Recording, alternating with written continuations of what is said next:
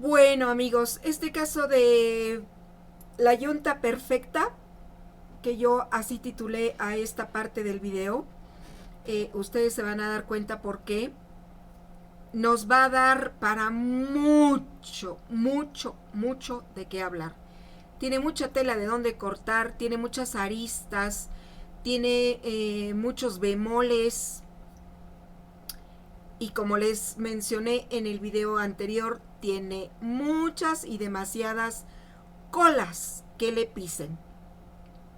Además de muchas cabezas. Este es uno de los principales monstruos que ha tenido México a través de su historia. Entonces, yo les pediría que escucháramos este testimonio de la periodista Guadalupe Lizárraga. Ella ha sido intimidada y lo manifestó desde febrero de este año. Me gustaría que escucháramos esta pequeña, más bien corta narración que ella hace públicamente, y después me voy a otro video para que ustedes escuchen otra entrevista. Entonces, aquí vamos a ver a Guadalupe Lizárraga. Periodista, autora del falso caso Wallace y la lucha por la verdad. Una investigación que me llevó 5 años sobre la fabricación de culpables en México a propósito del caso Wallace. Esta cápsula es en relación al testimonio de la ciudadana francesa Florence Cassés, víctima de fabricación de culpables en México, en relación a Isabel Miranda Torres y Genaro García Luna.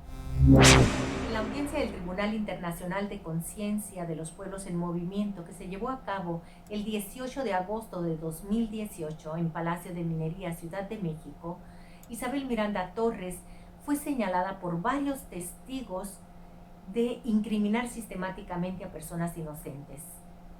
Esto como parte del rol que jugaba de sociedad civil en favor del expresidente Felipe Calderón y de su secretario de Seguridad Pública, Genaro García Luna, que por cierto, desde hace días duerme en una prisión de Nueva York esperando su juicio por cargos de tráfico de cocaína, conspiración, corrupción e incluso de mentir a Homeland Security por el tema de la ciudadanía. En el tribunal ético, el primer testimonio fue el de Florence Cassés, quien dijo que Isabel Miranda Torres, sin tener ninguna relación en su caso, tomaba la palabra en los medios de comunicación y le incriminaba directamente diciendo que era una secuestradora, y además llevaba a las supuestas víctimas a televisión para que declararan en falso contra ella. Florence enfatizó además que Isabel Miranda era la encargada por parte de Genaro García Luna de manipular la información sobre su caso, el caso Cassés Vallarta. Sobre el papel que había jugado Genaro García Luna en su caso, el caso Cassés Vallarta, Florence explicó a la audiencia vía telefónica desde Francia que cuando ella supo realmente de Genaro García Luna, cuando lo vio en una entrevista en televisión diciendo falsedades sobre su caso, allí decidió hablar por teléfono a la televisora y desmentirlo. Días después dijo Florence que las víctimas habían cambiado su propia versión y Miranda en todo momento estuvo acompañando en apoyo a Genaro García Luna. Vamos a escuchar el testimonio directamente. Bien, aquí le voy a detener, amigos, porque la grabación no es muy clara, pero me interesa que ustedes tengan en cuenta este otro video que voy a pasar para ustedes. Es bien interesante todo lo que aquí nos dicen. Uno de los entrevistados no está saliendo al aire por motivos de seguridad. Entonces, yo les pido que tengan ustedes comprensión en este sentido. Vamos a escuchar. Y hemos tratado, bueno, yo ahorita tengo pues apenas 2 años, 8 meses de estar otra vez en libertad y tratando de volver otra vez a poder ayudar, ¿sí? Para poder que quede esto claro, ¿no? Como lo dice Israel. Pero pues sí, sigue habiendo ciertas objeciones en el juzgado, todavía nos dicen sí, pues estamos checando, todavía no se da el cierre porque hay ciertas pruebas que llevar a cabo. Personalmente yo he ido al juzgado con el de oficio, el abogado de oficio, y pues es lo que me ha comentado, ¿no? Usted mismo fue detenido en 2009 y luego absuelto en 2016. Yo fui absuelto en el 2016. Precisamente estuve 7 años, 8 meses también en una cárcel de alta seguridad, precisamente acusado de secuestro, ¿no? El cual, pues, eso es rotundamente falso, ¿no? Tan es así que yo salí absuelto. ¿Sí? Absuelto, y yo salí por no por violaciones al debido proceso, como lo han querido informar al público, porque siempre es lo que pasa, están mal informando. ¿Para qué? Para todavía seguirnos poniendo. Yo he visto todavía en la televisión que ha salido pues mi nombre, René Vallarta, secuestrador. Eso es falso. Yo no salí, le vuelvo a repetir, por violaciones. Yo salí exactamente porque no hubo nada que pudiera comprobarme, ¿sí?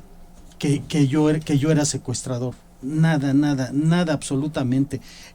Aquí lo único que pasó, que mediáticamente fue donde nos empezaron a atacar. El problema fue de mi detención, que querían en el momento, en el 2011, cuando ya Florence ya estaba ya lista para salir, es cuando nos empiezan a meter más situaciones, yo ya detenido. Porque como no había absolutamente nada, cómo retenernos o cómo podernos detener, ¿qué es lo que hacen para poder demostrar que Florence era secuestradora? Detienen a otra persona de nombre David Orozco. Y él es el que lo golpean, lo torturan. Es una persona que precisamente falleció dentro del penal, por la tortura que le causaron los agentes aprensores. Y él es ahí donde, lógico, nos imputa algo que después se cayó, porque nada fue cierto. ¿Y cuál era la intención de imputarlos? ¿Que hubiera más pruebas contra Florence? Contra Florence Cassette. Cuando a mí me detienen el 7 de mayo del 2009. Estaba yo en mi negocio trabajando, cuando llegaron pues una infinidad de gente de civil y otros vestidos, que era los AFIS. Cuando entran a mi negocio, me detienen, de ahí me sacan, me golpean en el piso, estando pues empleados, estando clientes, mis padres, ¿sí? De ahí me sacan a las 2:30 de la tarde. El detalle es de que ellos querían de que yo manifestara de que efectivamente Florence y Israel se dedicaban al secuestro, y yo con ellos. Entonces pues eso es falso. Me torturaron demasiado. Me suben a una camioneta con uno de mis empleados, y ya dentro de la camioneta yo, después de un momento, me doy cuenta que ya traen a mis 2 sobrinos. Pero de ahí empieza la tortura. Me empiezan, me tiran al piso, me ponen un trapo, una jerga roja en la cabeza, me empiezan a golpear, me empiezan a preguntar precisamente sobre una infinidad de nombres que no recuerdo y que nunca había oído yo, sino que hasta ese momento es cuando se empiezan a enfocar a Florence y Israel, a decirme que Florence era la jefa de la banda de secuestradores, que cuántas personas, todo. Pues yo les digo, no, esto es mentira, esto no es cierto. Uno de los agentes aprensores que van ahí me dice, a ver, pásamelo. Me jala hacia donde él está, me acuesta sobre láminas calientes, ¿sí? Pero yo ya esposado, me acuesta de lado, ¿sí? Del lado izquierdo, ¿sí? Sí, no estamos pasando la imagen de René precisamente por razones de seguridad, pero él nos está mostrando una cicatriz enorme en el brazo izquierdo, producto de esa plancha caliente. Sí. En ese momento se pone en cuclillas uno de los agentes aprensores y me empieza a golpear en los oídos. fuerte, fuerte. Y después me pone boca arriba, me entierra la rodilla en el estómago. En ese momento es cuando yo me doy cuenta que traen a mis sobrinos. Ujú. Porque uno de mis sobrinos, que es Juan Carlos, le dice que yo tengo una hernia, Ujú. ¿sí? Que me van a matar. En ese momento yo también le digo, pues es que me estoy quemando. Dice, de todos modos te vas a morir, dijo, de tal por cual. Me empiezan con puras majaderías. Pero ahí sigue la tortura, pero siempre todo para que yo reconociera a Florence y a Israel. Claro. De ahí me llevan a una casa de seguridad en el Estado de México. Y ahí igual, a torturarlos. Durante días. Ahí la detención fue a las 2:30 de la tarde y nos tienen como hasta... Yo perdí la noción del tiempo, pero yo le calculo que hemos de haber estado ahí como hasta las 11 de la noche, no sé, aproximadamente, en esa casa de tortura. Que ya después yo supe que eran oficinas de la policía, ¿no? En el Estado de México. Los sobrinos detenidos eran 2, entre ellos Alejandro Cortés Vallarta, quien está presente aquí. Alejandro, ¿sufriste lo mismo? Pues, pues sufrí bastante, como sufrió mi hermano, como sufrió mi tío, y como han sufrido muchas gentes, por las torturas que infligía la policía. Igual a mí me detuvieron a las 2:30 de la tarde, me preguntaron por mis tíos, y de ahí fuimos al negocio de mi tío. Y cuando les decimos nuestros generales, a mí me dijeron, ay, eres Vallartita, pues ya te cargo. Me preguntaban por Florence y por Israel. Yo les dije, Israel mi tío y Florence pues su novia en aquel entonces. Pues desde ahí empezaron las amenazas y los golpes. Nos llevan a una casa de seguridad, que sí, precisamente nos enteramos que eran oficinas de la policía, en ese entonces de la PGR. En la tortura, pues a mí me decían que yo era secuestrador y que dijera que Florence era secuestradora igual que Israel y que aceptara que yo trabajaba con ellos. Ellos decían, acepta tú que tú eras secuestrador y te dejamos de golpear. No sé cuánto tiempo pasó, yo ahogándome, semidesmayado, perdí la noción, me hice del baño precisamente con la golpiza que me dieron.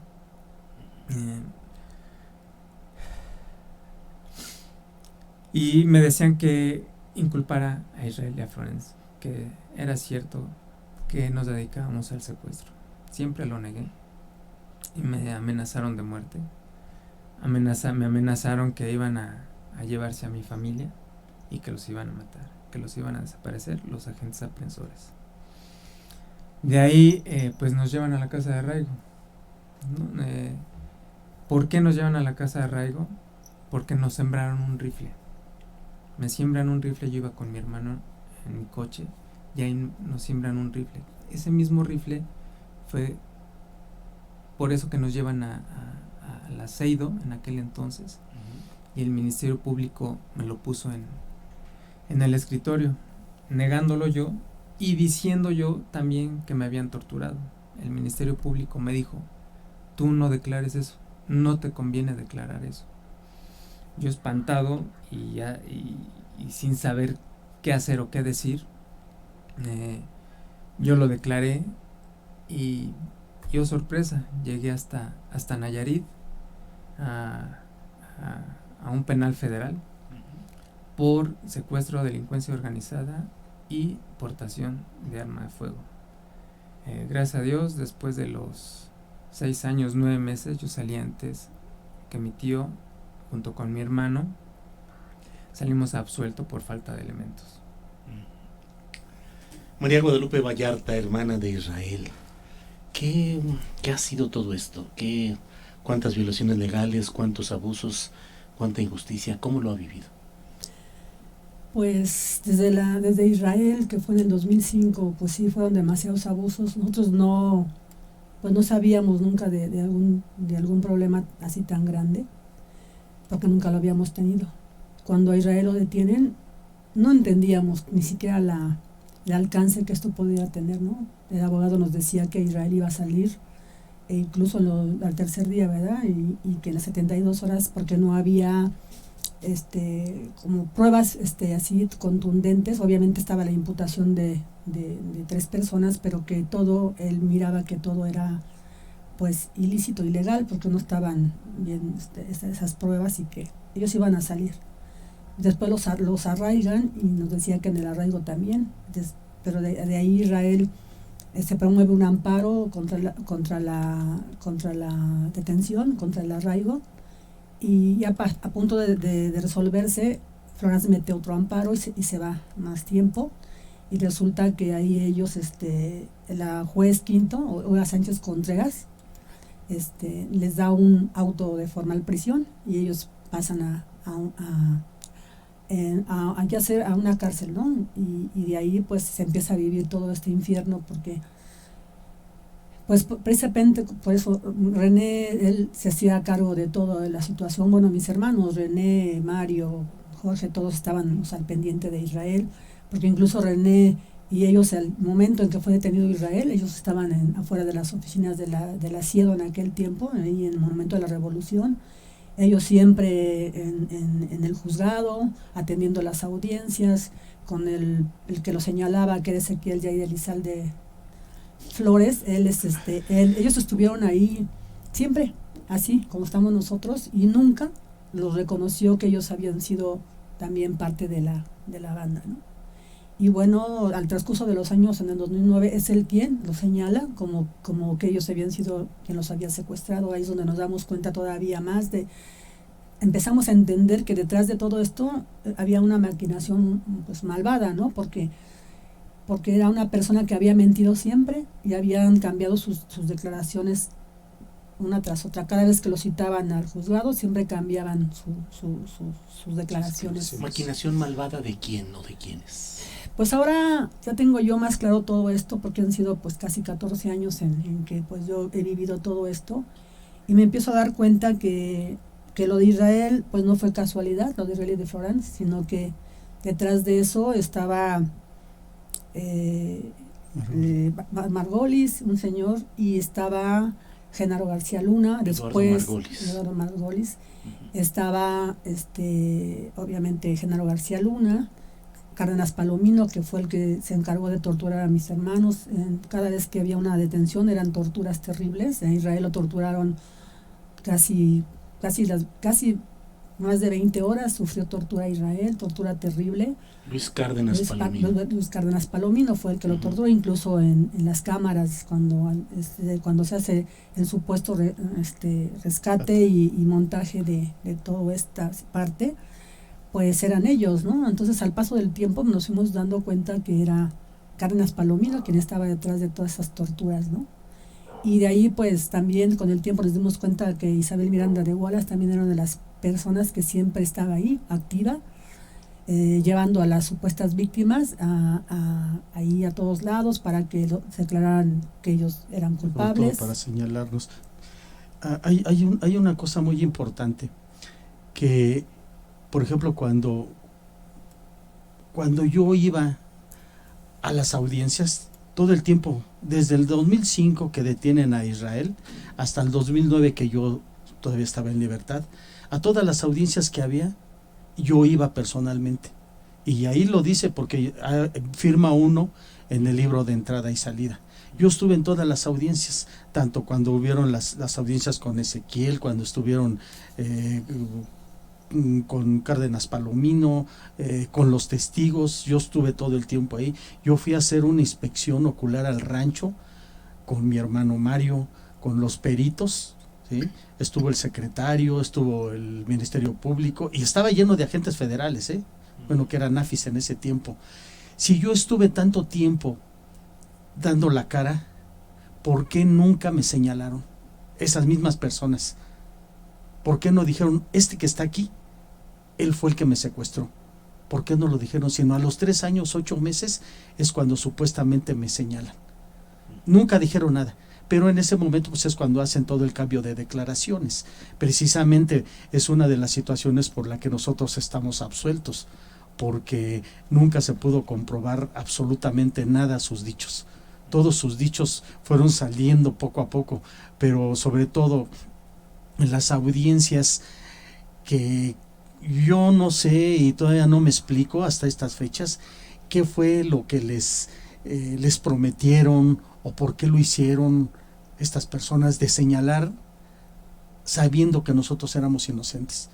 No tienen moral, no tienen ética, no sé qué pasó ahí, por qué se dejaron mangonear por la policía.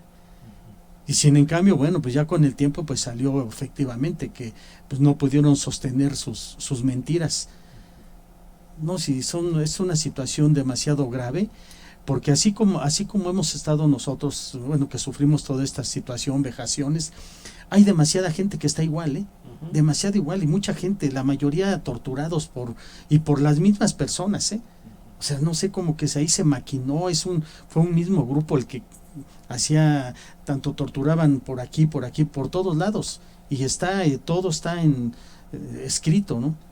Pero así fue una de las situaciones por las que yo todavía no me explico el por qué esa gente nos señaló. Alejandro Cortés Vallarta, sobrino de Israel, ¿usted a qué se dedica, Alejandro? Pues ahorita estoy construyendo el medio ambiente, preparando tierra para que el planeta pues esté mejor. Estoy trabajando en un rancho. ¿Usted qué ha visto de irregularidades graves en todo este proceso de Israel Vallarta? Bueno, su tío. Para empezar, pues hubo tortura, para empezar. Violaciones al debido proceso, todas. Falsas declaraciones, como de los ministerios públicos y de los señalamientos que él ha tenido. Sabemos que a él lo detienen un día antes de que lo presentaran en televisión. Ya desde allí empieza toda la falsedad, ¿no?, de esta fabricación de esos delitos que lo inculparon. María Guadalupe Vallarta, hermana de Israel, ¿usted supo desde el primer día, el primer momento de la detención de Israel? Sí, pero nosotros nos dimos cuenta por la televisión, o sea, hasta que salió, o sea, en ese momento recuerdo muy bien, estábamos en la casa de mis papás y mi hermana sube y me dice que se viera la televisión, que Israel y Florence estaban siendo, pues ahí en una situación que no entendíamos, y nosotros queríamos que mis papás no se dieran cuenta, ¿no? Pero en realidad ellos también ya estaban, pero ellos tampoco. Es que entrábamos a la recámara y apagaban la televisión, ¿no? Era así como que no sabíamos, pero sí fue muy impactante. Nosotros nos dimos cuenta en ese momento, cuando estaba todo, no entendíamos, porque yo la verdad no entendía muchas cosas, pero mi mamá, que tenía más visión y que era la que más visitaba a Israel, ella fue la que nos dijo que viéramos que las cosas que estaban en esos cuartos que no eran habitables, estaban las cosas que Israel tenía en su cabaña. O sea que ella, es que esas cosas no estaban, todas esas cuestiones no estaban ahí.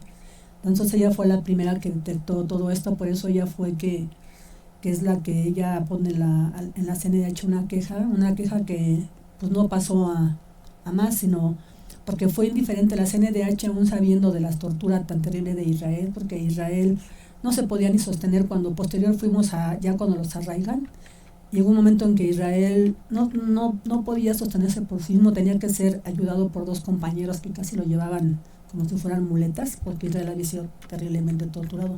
Por eso mi mamá es que va y pone la denuncia en la CNDH, pero pues no, la CNDH, aún teniendo en sí nunca ratificaron los peritos que dieron fe de las lesiones de Israel.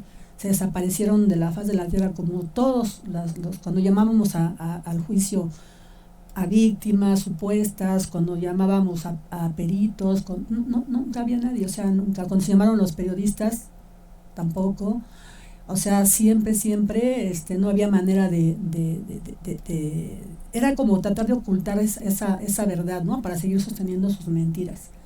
Y bueno, así vivimos esa parte de Israel terrible de cuando estaba en la casa de arraigo, cuando lo separaban, no dejaban que se hablara con Florence.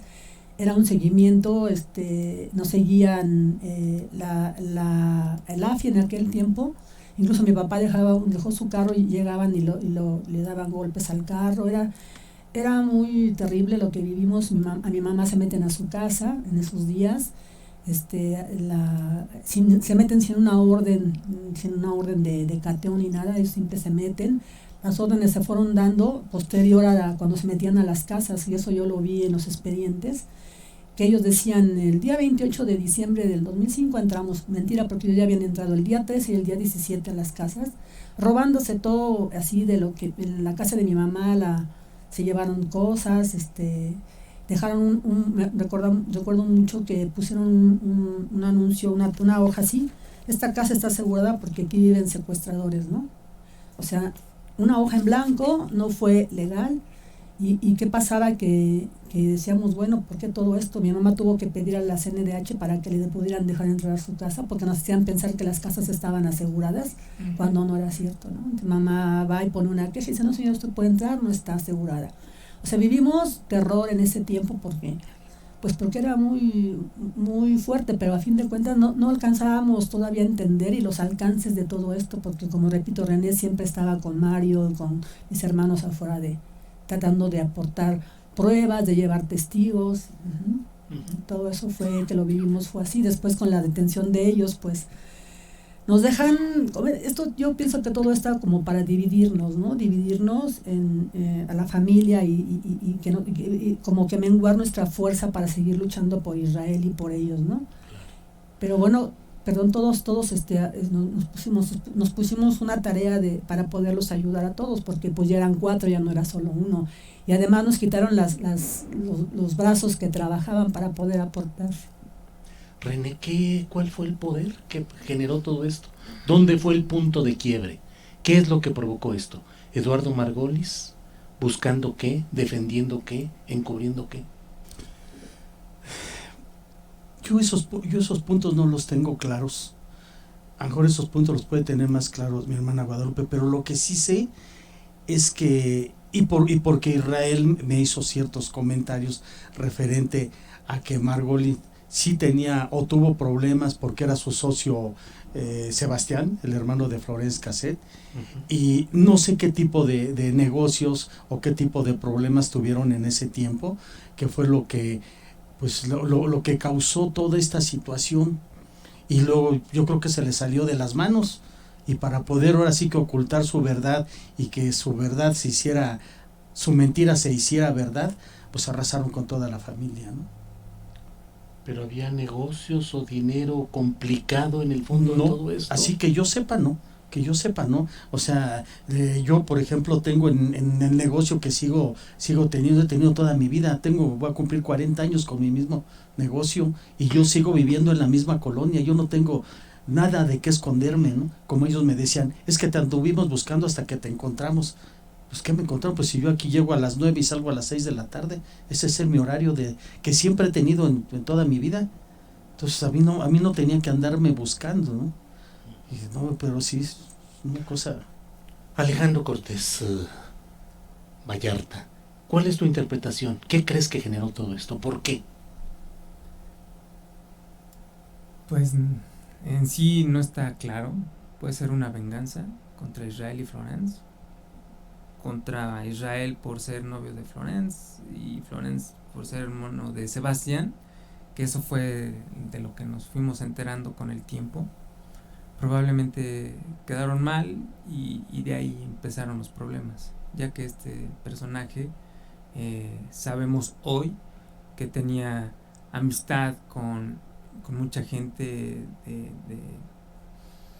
del gobierno de aquel entonces, y pudieron hacer lo que hoy ya lo vivimos. Eduardo Margolis Sobol, ¿es el personaje principal de todo esto, María Guadalupe Vallarta? Pues, yo pienso que sí, ¿no?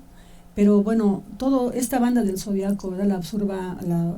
La absurda, ¿cómo se dirá? La absurda invención de la existencia de la banda del Zodiaco, yo creo, fue imaginada por Genaro García Luna, ¿no? Ahora sé que, ahora me han quedado cosas más claras, ¿no? ¿Y por qué? Porque ellos querían darle un final feliz a todos los operativos o todo lo que hacían en su momento, ¿no?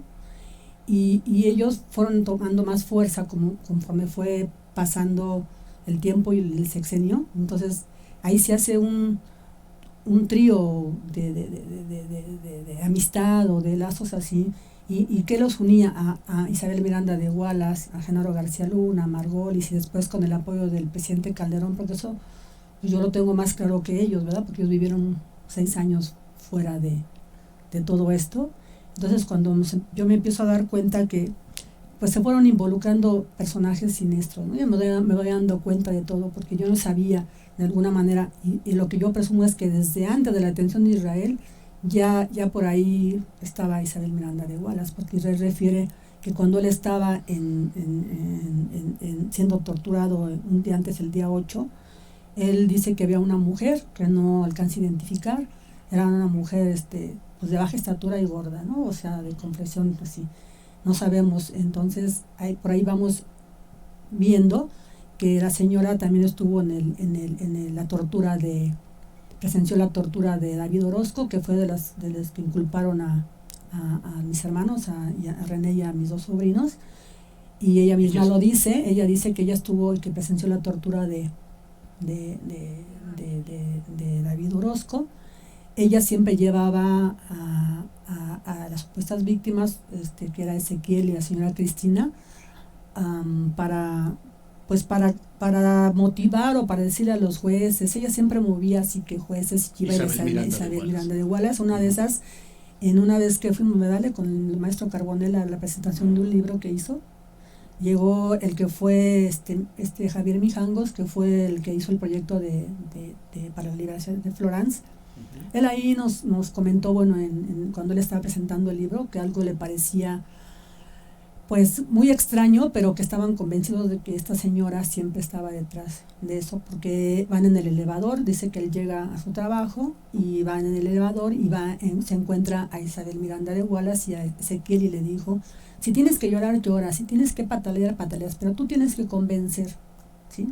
Y tienes que decir esto. Y empezó a decirle lo que tenía que decirle al ministro, que estaban haciendo el proyecto, bueno. Y dice que él se salió del elevador y bueno, y dice que la sorpresa de la señora es que cuando él entra, ellos ya estaban con el ministro, y cuando lo vio pues se quedó sorprendida, porque nunca imaginó que él era la persona, que era el proyectista, el que estaba haciendo el proyecto, ¿no? Entonces es un testimonio para mí que me viene a confirmar que detrás de todo esto estaba ella, ¿no? Entonces, ¿por qué yo pienso que es así? Que ellos hacían todo esto porque ellos querían hacer ver que la policía, o que la policía, en ese caso la AFI, después pasó a ser la Policía Federal cuando Genaro García Luna entra al señor de Calderón y le dan todo el poder y todo el dinero, porque tan es así que se hace lo de la policía allí en Iztapalapa, ¿no? Y ellos, ahí se le da más poder, que hasta hacen esta serie del equipo. Es como para decir que la policía estaba dando resultados, que se estaba combatiendo al crimen organizado, ¿no? Que era como darle un golpe. Entonces hacen ellos con esa absurda combate al crimen organizado, era decir, estamos haciendo y estamos agarrando a las bandas de secuestradores, y eso lo vivimos porque en el tiempo que ellos estuvieron detenidos, empiezan a detener muchas bandas, y empiezan a ponerle cada de las víctimas que estaban de secuestro, a ponerles a cada una de las bandas, como para hacer una gran vinculación y una organización criminal, que no solamente era la banda del Zodiaco, que también era la banda de los Palafox, que era la banda de los Tiras, porque incluso nos relacionaron todos los casos con el caso Martí, ¿sí? Con el caso de ella no, pero a muchos los fueron mezclando, fueron tomando, pues mira, tomamos esta banda, pero este secuestrador lo vamos a meter con para que haya una relación así muy fuerte, ¿no? Entonces, más que nada era eso. Yo pienso que era decirle a a la gente que estaba surtiendo efectos, que esa nueva policía o que ese nuevo señor que era Genaro García Luna, que era el que maquinaba todas las cuestiones, porque pues quien hacía era que era su brazo que ejecutaba, pues sabemos que era Cárdenas Palomino, porque fue el que torturó a Israel, fue que en parte torturaron a mis hermanos, y también vemos la relación que guardan los aprensores en cada una de los diferentes casos y secuestros, ¿no? Una mezcla de ministerios públicos, que a su vez también eran torturadores psicológicamente, y también muchos participaban en la tortura física. Nosotros en Vero, que en Canadá, que es David Vetter, que nos ha apoyado, porque es una de las organizaciones que nos ha dado fuerza, y hemos estado trabajando, y él me envió una relación de cómo que los mismos ministerios públicos, que los mismos aprensores son en el caso Martí, en el caso Wallace, ¿no? Entonces eso nos da la certeza de que detrás de todo esto hay una gran maquinación, ¿sí? René, ¿qué pensó usted, qué reflexionó o encontró luego de saber que la transmisión en televisión de la aprehensión de Florence Cassés y de Israel Vallarta había sido montaje, que había sido pues como si fuera una telenovela? Pues al inicio no lo creía, yo nunca lo creí, dije pues que no puede ser posible que a esta época que estamos esté sucediendo esto en contra de los muchachos. Yo no lo creía. Y luego también los abogados me decían, oye, pero pues tengan cuidado, porque está muy fuerte la situación. Dije, pero ¿en qué vamos a tener cuidado? No, yo no sabía la magnitud que podía tener, o la consecuencia que podía tener la detención de Israel para nuestra familia, ¿no? Pero en fin, fue algo que pues ahora sí que sobrepasó la imaginación.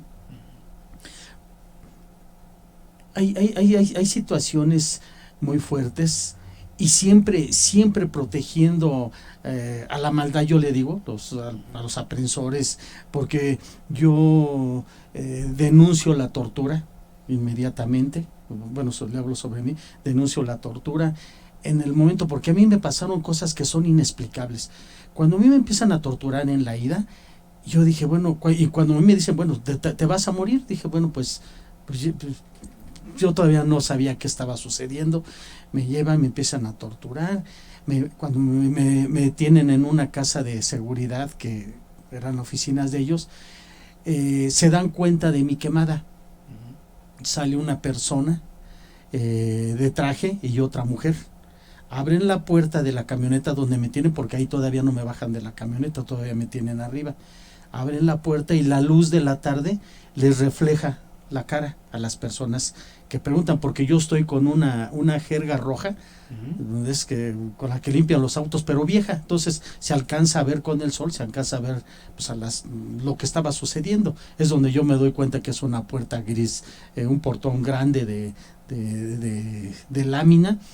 Y ahí veo estas personas. Y sí, efectivamente, esta persona le dice, ¿sabes qué? Ahora sí se pasaron, vamos a tener problemas. Se dan la vuelta, se meten, vuelven a salir otras dos personas, pero ya también hombres, sí, pero hablan con majaderías, ¿no? Ahora sí se pasaron de estos, dice, vas a ver qué problemas van a tener, mira nada más cómo lo dejaron. Y ahí, en unos momentos bajan, pasan por mí, me meten a un lugar que, pero para eso ya me vendan, me tienen ahí vendado. Sí, se acercan una mujer que ya me patean los tobillos y me pega en la cabeza, pero pues estos golpes para mí ya no era nada ya de lo que había sufrido, porque a mí la tortura mayor fue en la camioneta. Me tienen sentado ahí, escucho yo cómo traen como alguna libreta, porque se oye cuando le dan vueltas las hojas, para volverme otra vez a hacer preguntas sobre Israel, sobre Florence, para volver otra vez a imputarles yo. Le digo, no, pues eso no. Bueno, yo escucho, me llevan ya me sacan de ahí, pero para eso, cuando vamos ya en el camino, me dicen, ¿sabes qué? Tú vas a decir que te quemaste trabajando que con un escape. Pues eso es imposible, si uno nada más toca una plancha caliente y quita la mano, ¿no? A mí, cuando me quitan la playera, se vino con todo y los tejidos así, me quedó un hueco, un hoyo, porque cuando se levantó la carne. Cuando llego al médico, me revisa, pues sí, todos golpeados, y bueno, ya hace el certificado, y me llevan ante el Ministerio Público, pero eso ya me llevan eso ya fue el día 8, porque para eso se tardaron muchísimo, porque nos tuvieron en la casa de tortura. Nos llevan el día 8, me empiezan a pues me tienen sentado en el piso, veo a mis sobrinos, y algo muy grave, y que la verdad, precisamente por eso es el temor de a veces de levantar la voz, porque cuando ya me toca, me hablan para sentarme ya ante un escritorio, y cuál va a ser mi sorpresa, que cuando me van a tomar mi declaración, la persona que me estaba tomando mi declaración era la misma que estaba cuando a mí me torturaron. Ella era una Ministerio Público.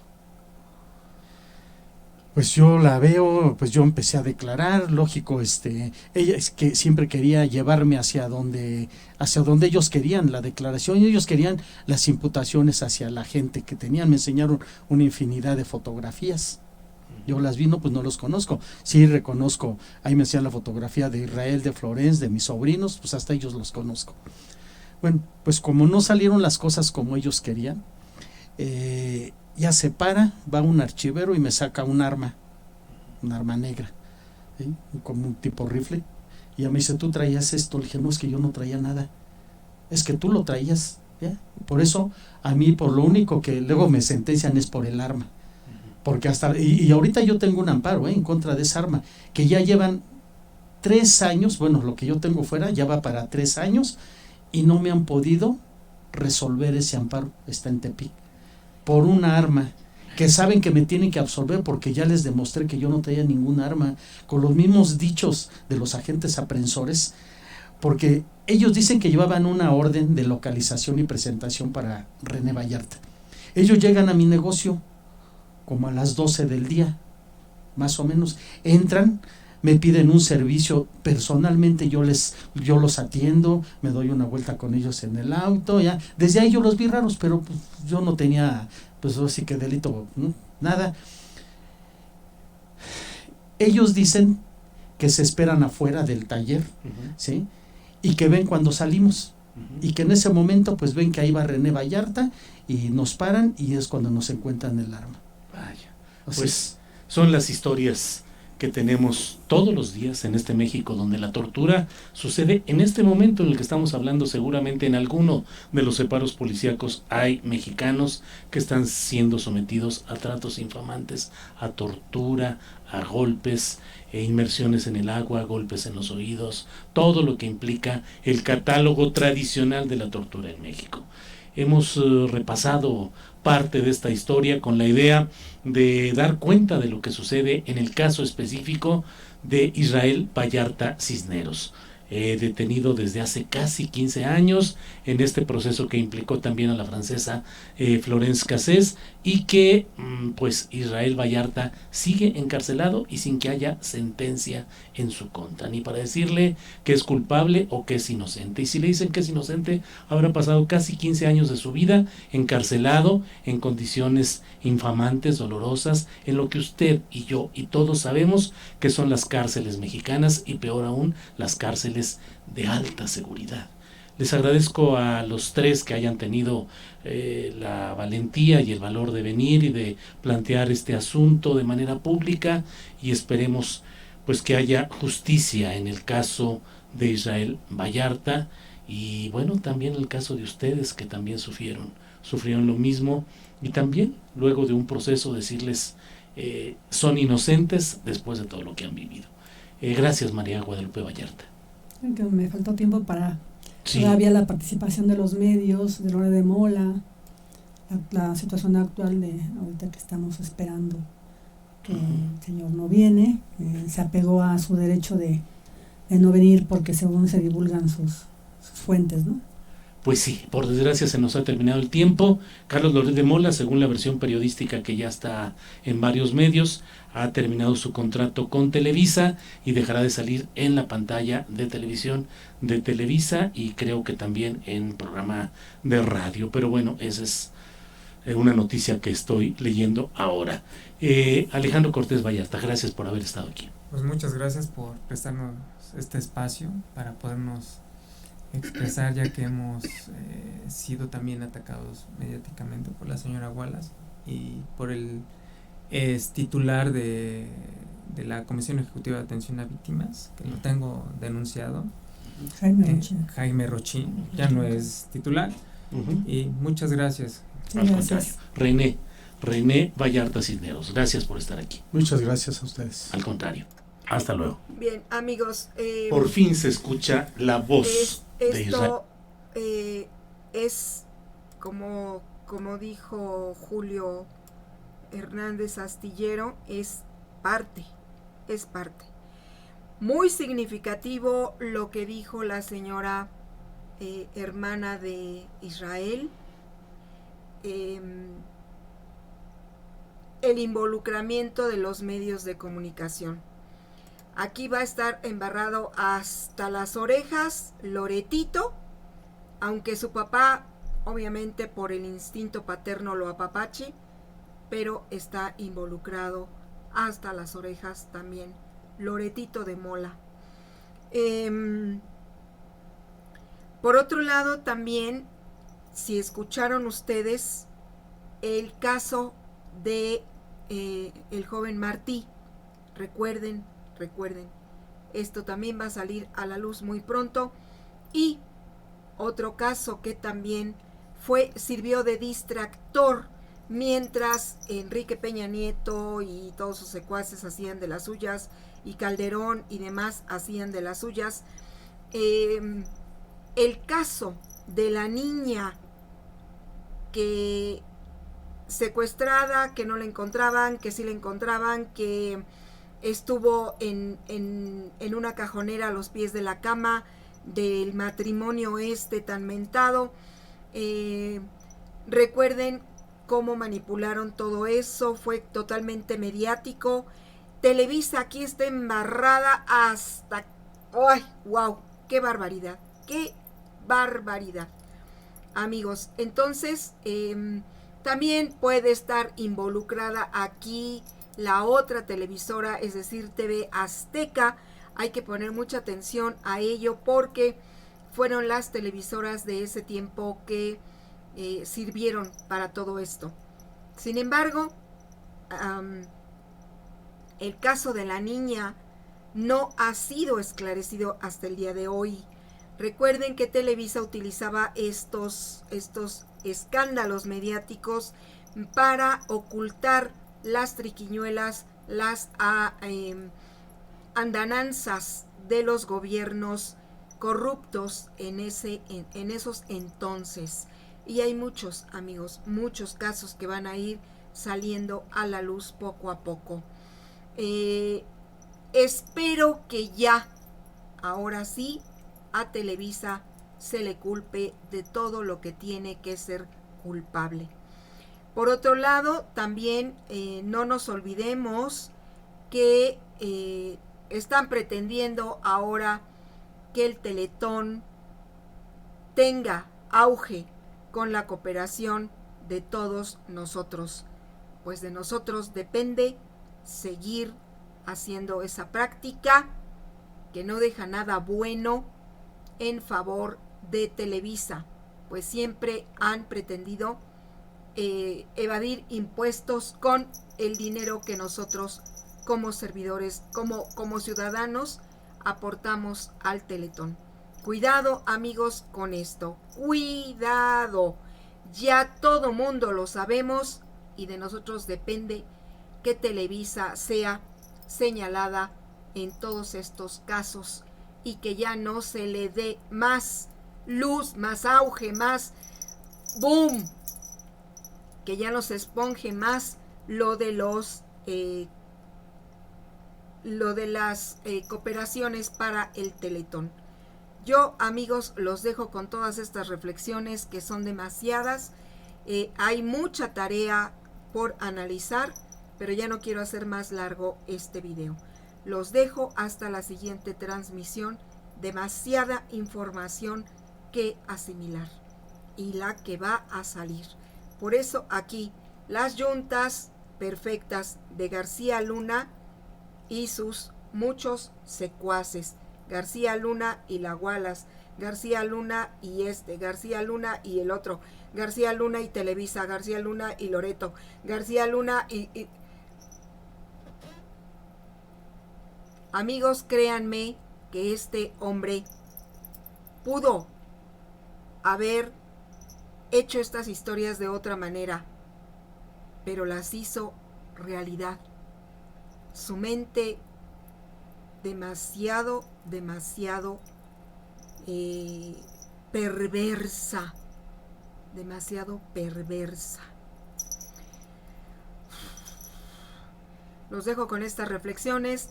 Regálenme un like si les ha dejado algo para analizar y por favor compartan para que me ayuden a llegar a los 100,000 suscriptores antes de fin de año, amigos. Muchas gracias y nos vemos en la siguiente transmisión.